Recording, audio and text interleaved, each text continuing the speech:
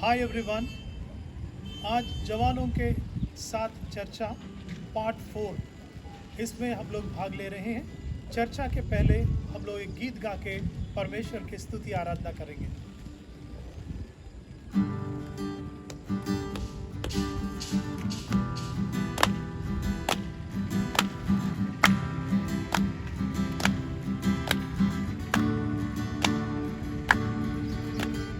यीशु है सच्चा गडरिया, उसके हम बेड़े हैं। हरी चराइयों में हमें चराता है। यीशु है सच्चा गडरिया, उसके हम बेड़े हैं। हरी चराइयों में हमें चराता है। वादी पहाड़ों में ले चलता है। जहाँ पे सुखदाई झरने बहते हैं। ओ वादी पहाड़ों में ले चलता है। जहाँ पे सुखदाई झरने बहते हैं। ओ यीशु है सच्चा गडरिया, उसके हम बेड़े हैं। हरी चराइयों में हमें चराता है। यीशु है सच्चा गडरिया, उसके हम बेड़े हैं। हरी चराइयों में हमें चराता है। हमको किसी का अब तो डर नहीं है। क्योंकि यीशु जो मेरा साथी है। ओ हमको किसी का अब तो डर नहीं है। क्योंकि यीशु जो मेरा साथी है। ओ यीशु है सच्चा गडरिया, उसके हम बेड़े हैं। हरी चराइयों में हमें चराता है। यीशु है सच्चा गडरिया, उसके हम बेड़े हैं। हरी चराइयों में हमें चराता है। हालेलुया आमीन, हालेलुया आमीन, हालेलुया आमीन, हालेलुया आमीन, हालेलुया आमीन, हालेलुया आमीन, हालेलुया आमीन, हालेलुया आमीन, हालेलुया हालेलुया। जवानों के साथ चर्चा में फिर एक बार आपको स्वागत है। आज हम लोग जवानों के साथ डिप्रेशन और सुसाइड इसके ऊपर बात करने वाले हैं। ये दोनों क्रिश्चियन पर्सपेक्टिव से, मसीही दृष्टिकोण से हम लोग देखेंगे और कुछ जवानों के प्रश्न का भी जवाब हम लोग देते जाएंगे। पहले मैं कुछ बातें आपको बताना चाहता हूँ। ये लॉकडाउन में बहुत सारे लोग आत्महत्या कर लिए हैं। जैसा मैं लास्ट टाइम आपको बता रहा था, इकोनॉमिक टाइम्स कहते हैं कि more than 300 people have committed suicide. 300 से ज़्यादा लोग सुसाइड कर लिए हैं। जैसा लॉकडाउन शुरू हुआ था, जहां हम बैठे हैं यहां से 300 मीटर की दूरी में एक परिवार, एक young couple, husband and wife, जो लोग ख्रिस्ती थे, ये लोग एक दिन बड़ा उदास होके रात में 2:30 बजे उन्होंने आत्महत्या कर लिया। और ये ना केवल पूरी शहर को परंतु ख्रिस्ती समाज को हिला दिया और कई प्रश्न लोगों में उत्पन्न हुआ। उसी तरह कुछ 1.5 महीने के पहले मेरे मित्र जो ख्रिस्ती है, उनकी बिटिया, वो शादीशुदा थी और एक यंग लेडी, यंग मदर, उन्होंने भी आत्महत्या कर ली। और ये दो जो घटनाएं थे, पर्सनली मुझे और हमारे क्लोज सर्कल जो है उनको भी ये बहुत सारे प्रश्न दिल में उठे हैं इस बात को लेके। और जब हम लोग कहते हैं कि ये उदासी या अवसाद जो जिसको डिप्रेशन कहते हैं और आत्महत्या सुसाइड, इसके बारे में थोड़ा सा मैं परिचय देना चाहता हूँ। डिप्रेशन का मतलब ये होता है it's a state of helplessness, utter emptiness. एक व्यक्ति निस्सहाय महसूस करते हैं पूरी तरह, और दिल में खोखलापन, पूरी तरह खाली खाली लगता है उनको, और ऐसा लगता है कि कोई उनके साथ नहीं है और वो अकेला ही सब समस्याओं का सामना कर रहे हैं। एक तरह की एम्प्टीनेस और डिजेक्शन आ जाता है जिसको हम लोग डिप्रेशन कहते हैं। कल जो ये डिप्रेशन है और सुसाइड वो एक दूसरे से इंटरलिंक है क्या? हाँ, दुनिया में हर साल कम से कम 1 मिलियन लोग, यानी 10 लाख से अधिक लोग सुसाइड करते हैं।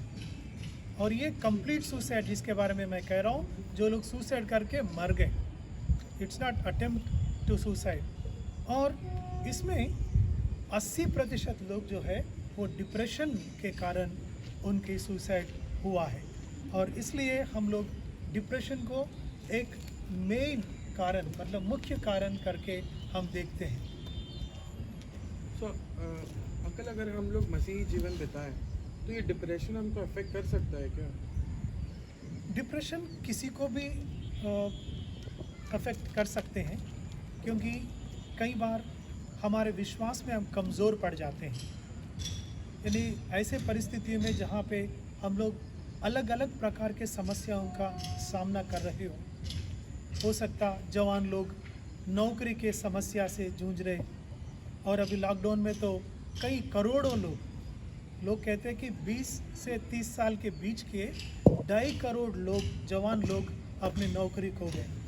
तो ऐसे परिस्थिति में अगर उनका विश्वास कमज़ोर पड़ जाते हैं, मसीह विश्वास, तो नेचुरली स्वाभाविक है कि वो धीरे धीरे डिप्रेशन में चले जाते हैं। और ये डिप्रेशन का वैसा तो 2 तरह के डिप्रेशन होते हैं, यानी अवसाद जो है या जो उदासी है वो 2 प्रकार के होते हैं। एक है सिचुएशनल, यानी जैसा मैंने कहा था कि एक परिस्थिति में वो डिप्रेशन में आ जाते हैं, और दूसरा क्रॉनिक क्लिनिकल डिप्रेशन जिसको हम लोग कहते हैं। इसका मतलब है कि हम लोग वो क्रॉनिक हो जाता है, सालों साल, कभी कभी वो महसूस नहीं कर पाते कि क्या रीज़न है उस डिप्रेशन का।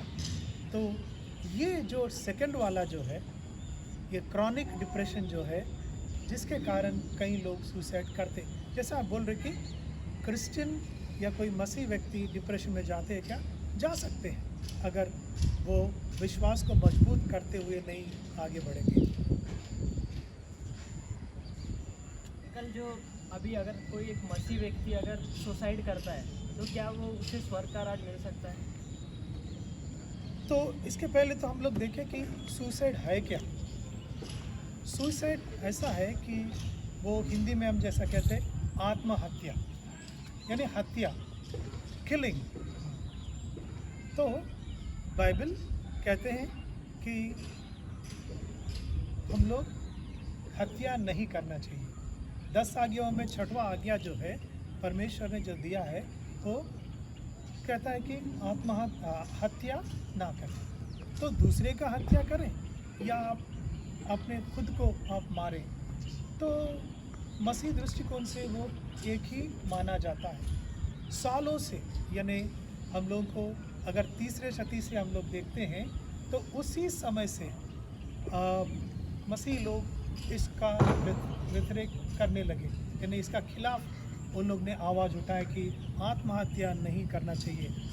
सेंट अगस्टिन ने कहा कि जो व्यक्ति सुसाइड करता है तो वह व्यक्ति परमेश्वर के व्यतिरेक में जा रहे हैं। और कलीसिया भी एक समय में जो व्यक्ति सुसाइड करते थे उनको क्रिस्ती तरीका की जो फ्यूनरल है वो भी नहीं देना चाहते थे। और उसके बाद में क्या हुआ कि कलीसिया एक मानवता दृष्टि से, ह्यूमन तरीके से ह्यूमैनिटेरियन ग्राउंड्स पे सोचने लगे और सोच के फिर अपना जो एटीट्यूड है वो लोग ने बदल दिया। बदल दे के आज हम लोग उनको रेस्पेक्टफुली फ्यूनरल देते हैं। परंतु दो बातें इसमें करना है। सुसाइड जो है इट इज़ डेफिनेटली सिन, क्योंकि पाप है। पाप इसलिए है क्योंकि प्रभु ने कहा हत्या नहीं करना, तो आप दूसरे को मारने की बजाय रीज़न कुछ भी हो तो अपने आप को ख़त्म कर रहे हैं। जो परमेश्वर का जो योजना है आपके लिए और सारी समाज के लिए, और उसको कहीं ना कहीं आप ख़त्म कर रहे हैं, तो it is a sin in first place. और दूसरी बात ये है कि पाप क्षमा तो परमेश्वर ने हमें सिखाई। अब और उसी बात के कारण आज हम लोग क्रिस्ती बने हैं, मसीह बने हैं, क्योंकि परमेश्वर ने हमें क्षमा किया है। बात यह आता कि ऐसा कौन सा पाप है जो माफ़ किया जाएगा और ऐसा कौन सा पाप है जो माफ़ नहीं किया जाएगा। तो बाइबल में एक ही पाप के बारे में प्रभु यीशु ने कहा जो माफ़ नहीं किया जाता है, वो है कि जो पवित्र आत्मा के खिलाफ जो बोलते हैं और ब्लास्फेमी करते हैं, और वही व्यक्ति को क्षमा नहीं किया जाए। इसका मतलब है जो व्यक्ति आपको क्षमा करने वाला है उन्हीं को अगर नहीं मानते हैं तो आपको क्षमा कैसा मिलेगा। पर उसके बाद हत्या करने वाले लोगों को भी प्रभु ने क्षमा किया है। बाइबल में कम से कम 7 ऐसी घटनाएं हैं जहाँ पे आत्महत्या लोगों ने कर लिया है। उसमें राजा से शाऊल जैसे राजा भी है और एक चेला जैसा जूडा इस्करियोत भी उसमें शामिल है। और आप जानते हैं कि ये लोग प्रभु के साथ चला हुआ लोग हैं और एक समय में कमज़ोर पड़ के वो आत्महत्या कर लिया है। So just to understand little more on this suicide के perspective में, suicide मेरे हिसाब से it's nothing but a planned murder of yourself. Like आप खुद की हत्या करते हो and that too it's planned. That means अगर आप suicide कर रहे हो तो आप प्लान करके कर रहे हो, right? You are planning for it. And क्या हम प्लान करके जब sin करते हैं तो उसके लिए हम लोग को पास रिपेंटेंस करने का टाइम कहाँ है हमारे पास? मतलब हाउ डू वी से कि वो प्लान से हमको फॉरगिवनेस मिलेगा नहीं मिलेगा, और उसके बारे में अगर आप कुछ बताएंगे तो will be little more effective for us. अगर हम लोग ये सुसाइड्स के जो सर्वे पढ़ते हैं उसमें 2 प्रकार के सुसाइड्स होते हैं। एक मतलब आप जैसे बोले कि लॉन्ग कंटेम्पलेटेड, बहुत समय से वो सोच रहा है, योजना बना रहा है और उसके बाद में वो सब सेट करके कभी कभी एक नोट भी लिख के वो क्यों आत्महत्या कर रहे हैं। वो उस प्रकार के भी बहुत सारे सुसाइड्स हैं। और कई बार ऐसा होता है कि स्पर ऑफ द मोमेंट वो आत्महत्या अटेम्प्ट करते हैं। कभी कभी अटेम्प्ट करने के चक्कर में वो मर भी जाते हैं। तो बात ये है कि क्या कोई अगर क्षमा नहीं मांगते हैं तो क्षमा किया जाएगा क्या? जैसा आप बोल रहे कि अगर वो आत्महत्या करते हैं तो उनके पास टाइम ही कहाँ है जाके रिपेंट करने का। पर ऐसा मतलब आप माफ़ी मांगते ही तो आपको क्षमा मिलेगा, अगर नहीं तो नहीं मिलेगा। ये रूल एक्चुअली 100% करेक्ट नहीं है, क्योंकि अगर अपने दिनचर्या में भी आप देखते हैं 2-3 बातें आप याद रहेंगे जिसके लिए आप क्षमा मांगते शाम को या एक दिन, पर ऐसे हज़ारों चीज़ें होंगे, आपके एटीट्यूड, आपके काम करने का तरीका, दूसरे के बारे में बातें करने का तरीका, जिसमें आप पाप कर चुके हो। तो वो लिस्ट बना के आप पूरी तरह के तो प्रभु के पास नहीं जा रहे। पर एक बात है, आप क्षमा मांगना चाहते हैं, ये तो करेक्ट है कि, पर आपको याद नहीं है, वो अलग बात है। तो उस बात पे निर्भर होकर हम जज नहीं कर सकते हैं कि just because he has not asked, there was no time. आपने बोले कि there was no time to repent and वो रियलाइज़ करने के लिए, तो क्षमा तो सभी के लिए है, पर वो अपन जज नहीं कर सकते कि प्रभु किस तरह एक एक केस को देखेंगे, वेदर ही वॉज ऑफ के ब्रोकन हार्टेड थे, उस बात के लिए वो पछतावा कर रहे थे कि नहीं, वो अपन जज करना थोड़ा मुश्किल है। So also, according to one of the Bible quote verse I quote here, He cast all your burdens upon me and I'll take care of it. So according to this verse, कि सारे बोझ जो तुम पे हैं, being it negative thoughts, being in very back foot stage, अगर ये सब आपके पास thoughts हैं, मतलब if you are going to take that ultimate step, अगर आपके पास बाइबल है, अगर आप इन सब वचनों पे अगर ध्यान दें, तो आई डोंट थिंक कि कोई सुसाइड या डिप्रेशन की चीज़ों में जा सकता है। What I feel. सो आप इस बारे में क्या बोलें? मैं आपसे सहमत हूँ, क्योंकि अगर वो विश्वास में बना रहता है, कभी कभी जैसे लहरें रहते ना समुंदर के, तो कभी ऊंचे लहर आता है, कभी नीचे, तो ऐसा विश्वास आगे पीछे डगमगाता है, पर यहाँ तक ले नहीं जाता वो अपने आप को मार डाले। तो उसके लिए काफ़ी टाइम उसके पास जनरली रहता है। पर जैसा आपने कहा कि परमेश्वर के वचन को वो याद करे या किसी के हेल्प ले अपने विश्वास को फिर मजबूत करने के लिए, उनके पास बहुत सारे प्रश्न हैं, तो वो प्रश्न भी पूछे जिनके पास जाके, और वैसा अगर वो करते हैं तो ज़रूर 90% मतलब 90% उसको उसमें से निकलने का एक ज़रिया मिल जाता है। तो लोग अपने में ही रह जाते हैं। जो संगति बोलते हैं ना, जो परमेश्वर का वचन कहते हैं कि संगति अपने बाकी ख्रिस्ती लोगों के भाई बहनों के संगति उतना ही ज़रूरी है जितना परमेश्वर का संगति हम उसमें रहते हैं, क्योंकि हम इंसान हैं, दूसरे इंसान से हम लोग चर्चा करके हम बल पाते हैं, अपने विश्वास को मजबूत कर लेते हैं। बहुत सही बोले आप। Okay, so coming back to topic of depression. So depression, I don't think कि लोगों को समझ में आता है कि डिप्रेशन उसको हुआ है नहीं हुआ है। So ये डिप्रेशन, सैडनेस, इसका कैसे डिफरेंशिएशन हम लोग करेंगे कि हम डिप्रेस्ड हैं या हम सैड हैं? So how do you think about this? मुझे तो ऐसा लगता कि जो सैडनेस है, मतलब उसको एक तरह का चिंता होना या वो बैड फीलिंग्स होना, वो एक तरह क्षण के लिए टेम्पररी है। वो I am feeling sad today, I am feeling sad at this moment, तो मोमेंट्री है। पर डिप्रेशन ऐसा है, वो सैडनेस बढ़ते जाएंगे और एक समय में वो फील करेंगे कि अंदर में ऐसा हो रहा है कि पूरा खाली हुआ है, उसके जीवन में कुछ भी नहीं है, ना दिल में कुछ है ना जीवन में कुछ है। तो इट इज़ लाइक डिप्रेशन को टाइम लगता है। जो सिचुएशंस कभी कभी डिप्रेशन में सडनली उनको ले जाते हैं, पर अगर वो क्रॉनिक डिप्रेशन तब बनता है जब उनको टाइम है, बार बार वो उसी पे सोच रहा है और बाकी चीज़ों का वो मदद नहीं ले रहे, तो वो लंबा समय तक डिप्रेशन में चले जाते हैं। Sadness is nothing but Momentary. start of an depression. हाँ, हो सकता है। तो मतलब sadness can become turn into a depression If being stretched for a very long a time. long time. कुछ वचन मैं आपको बोलना चाहता हूँ कि जिससे एक व्यक्ति इसमें से बाहर निकल सकते हैं।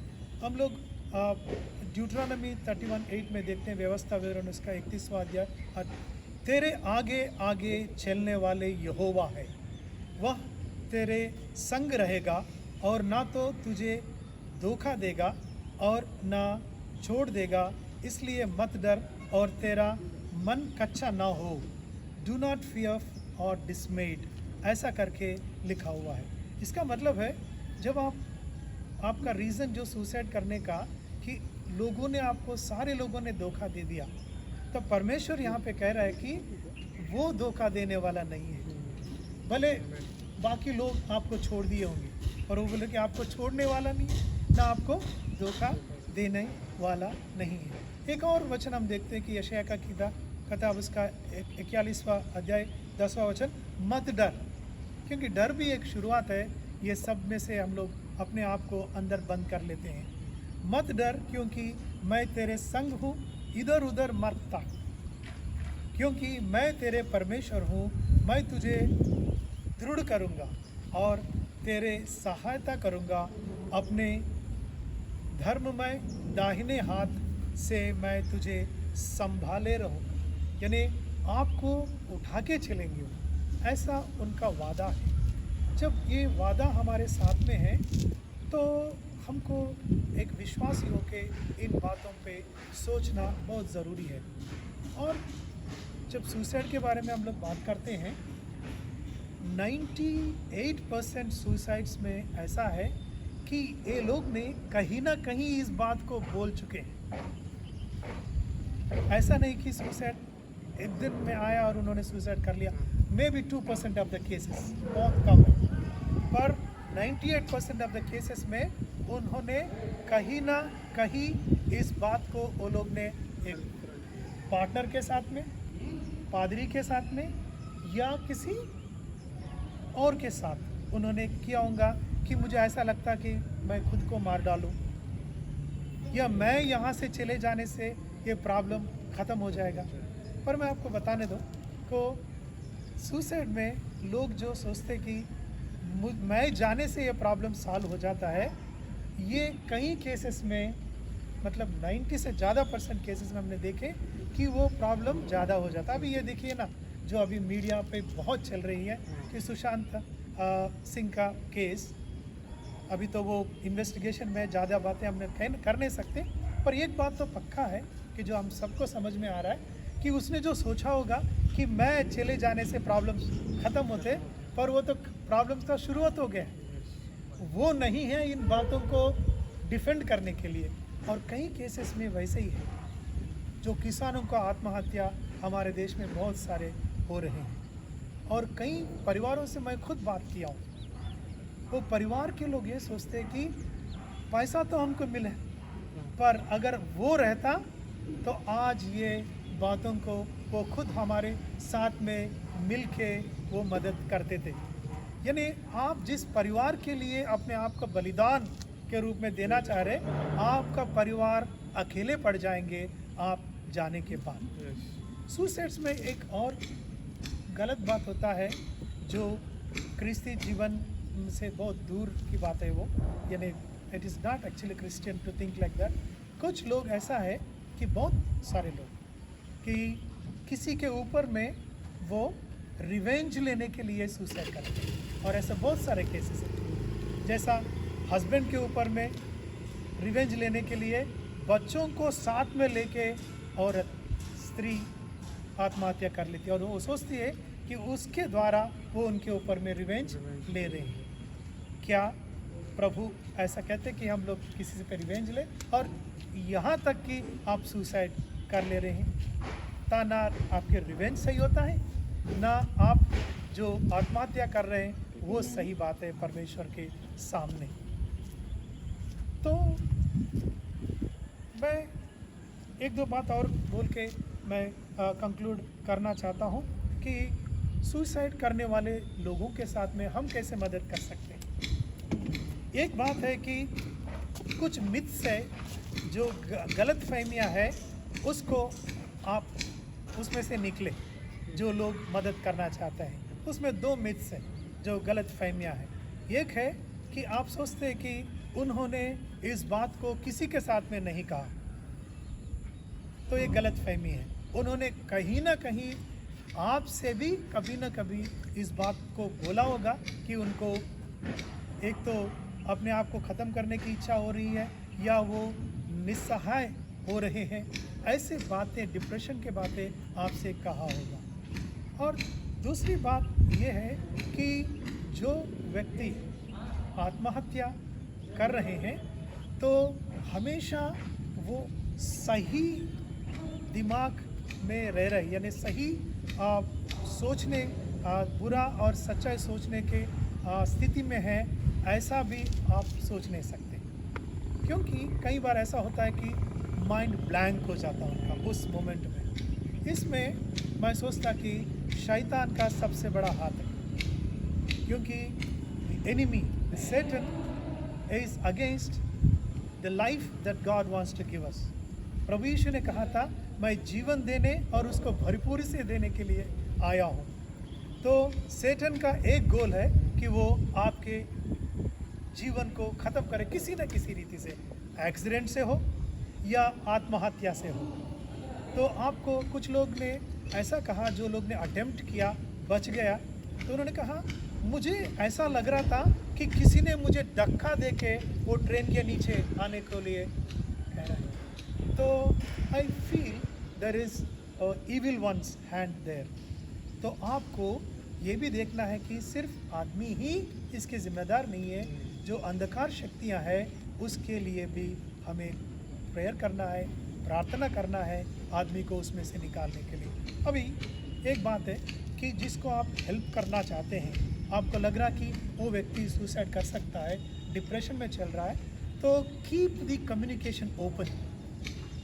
आप भी तो बहुत सारे हैं, आप कॉल कर सकते हैं, मेल कर सकते हैं, व्हाट्सएप कर सकते हैं, अलग अलग तरीके से आप कॉन्स्टेंटली हमेशा उनके साथ में कम्युनिकेट करते रहिएगा, उनसे बात करते रहिएगा।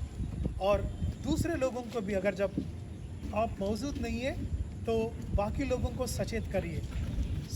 Suicide is not a secret. आप कोई बोलते कि किसी को बताओ मत, आप बिल्कुल इस बात को विश्वास नहीं करना।